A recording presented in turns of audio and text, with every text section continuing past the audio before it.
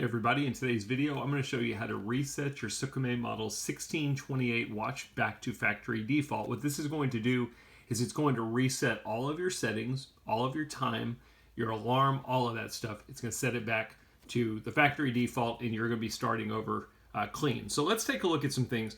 Today's date is February 7th. My time is at 2:09 p.m. If I go to my alarm, you can see that I've got an alarm set for 2:05 a.m. and I've got it set for every January 6th. I've got my dual time value, got my timer value set at 5 hours and 5 minutes, so on and so forth.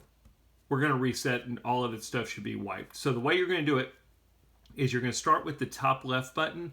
I'm going to press it and then I'm going to go around and I'm going to end up pressing all four of these buttons at the same time. So again, it doesn't really matter the order, but I always like starting with the top left one so it doesn't take you into a mode. You have to be in your timekeeping mode to do this. So we're going to start.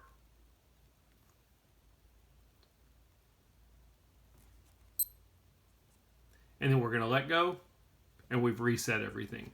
My date is now January 1st. It's 12 o'clock.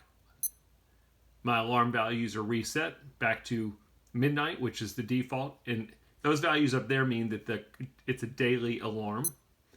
My dual time has been reset. My timer mode has been reset. My stopwatch has been reset. Everything's as if you just got it from the factory. Pretty simple stuff. That's how you do a factory reset. I hope the video helped.